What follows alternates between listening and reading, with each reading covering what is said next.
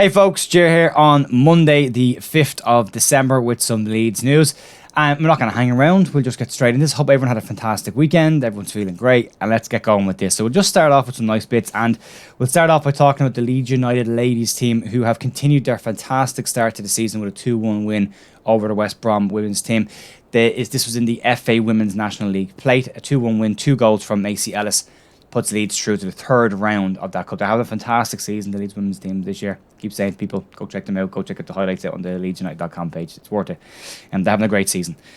Also, moving on then, and congrats to Pascal Strike on the birth, and his partner on the birth of their child. Pascal said has kept it low key. He said some people will, advertise that stuff on Instagram, but he's decided to keep it low key. He was talking to Baron Cross at Leeds Live about it. But great news for him, and I'm delighted for him. Well done. Congratulations, mate. So moving on then to some injury news and an injury update. So a lot of people asking this week about some injuries, so we'll go through that. Some good, some not so good. Jack Harrison and Adam Forshaw should be back in time for the Manchester City game. Both players were said to be days away from return before Spurs, and are both travelled to Spain and are training with the squad there, so both seem to be back in full fitness.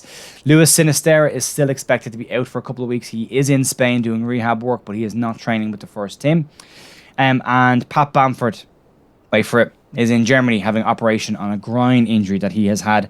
Junior Firpo also missing from the Leeds team this week with a groin injury, but is expected to link up with the team later this week. The Bamford one's a tricky one because this was supposed to be his chance to get his rehab in and get his fitness level up to come back in, and he's got injured again. So it looks like he's going to be out for possibly 2 weeks, which means he's going to have to go through all the recovery stuff again when it comes to the start of the season and back in against Manchester City. So not great. Not great, and it just seems to be one injury after another. He's nearly missed 2 seasons now at this stage. He's a season and a half out injured pretty much if you take out a couple of games. So yeah, not great for him. Just speaking about Adam Forshaw then, Leeds have an option to automatically extend Adam Forshaw's contract. It's not an automatic extension, however, it is an option to extend. Leeds didn't have that when they were in this position with Forshaw last year. They had to approach Forshaw to see if he wanted to extend his contract. This time around, that contract, they put a clause in to automatically extend it by 12 months with the option. It's an option, not an obligation. John Kevin Augustin. That's an important distinction to make. He's only played 50 minutes so far this season, 10 games last season, and has really, really struggled with injuries. Come back from a really bad injury again, very similar to Pat Bamford, but is said to be in full fitness at the moment, and it'll be interesting to see what he does over the course of December and January. Leeds Live don't expect him to leave. I'm not so sure. Depends what Leeds bring in January, if they bring in anything. Moving on then and talking about the Spanish break, we're talking about the players that are over there. Mateo Joseph, Sonny Perkins and Darko JB are expected to take part in the first team activities this week while they're over there. They didn't play in the Leeds under-21s 8-0 thrashing to Valencia, and were clearly badly missed in that game. What we did learn about that under-21s game is that maybe the under-21 team is not as ready as everybody thinks they are. Remember, I keep saying this to people, they are playing in the second tier of the Premier League under-21s, not the top division. So still a bit of learning to do there. They're a very young side, they're a very young under-21 side to be fair, so there's plenty of room there and plenty of time for them as well.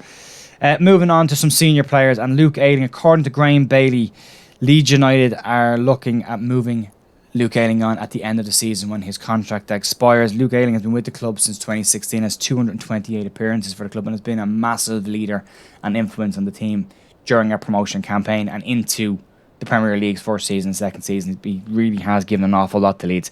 Hate to see a player just leave like that. I kind of want to keep them around a bit, but they're expecting to have Cody Drama compete more with Rasmus Christensen for the right back position. Christensen having a tricky, tough World Cup for him, so he's still learning as well.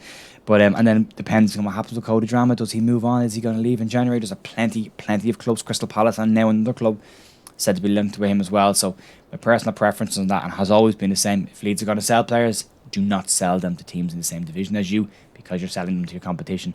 Send them elsewhere so they can't come back to haunt you. There's plenty of interest in him outside of England as well.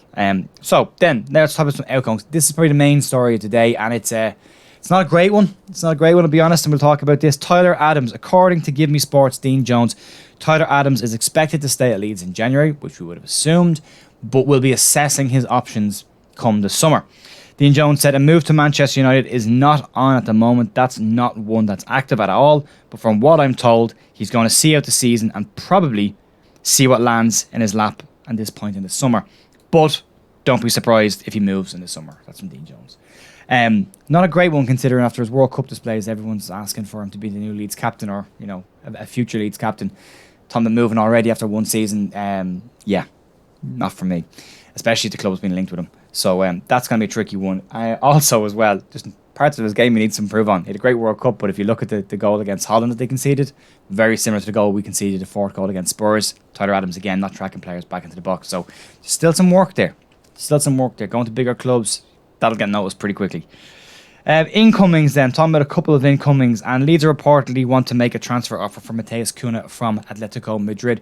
Wolves are said to have already made a £30 million offer that's been accepted by Atletico Madrid. However, Leeds may look to match that. That is news that came from James Marshman and Ekram Connor on Twitter as well. Both those people have said that this is where this story is coming from. It would be an interesting one. He struggled in Spain. He still has value, still a good player. Manchester United linked with him in the summer, but didn't make that move. Has now said that he could be on the move. In and around 30 million is what's being touted as a price range. So it'd be an interesting one to see. Would they go for Pedro? Or did they go for Matthias Kuna? If you're talking about a similar price bracket of 30, 40 million maybe. It's got to be a transfer record, so it needs to be a good signing. You know.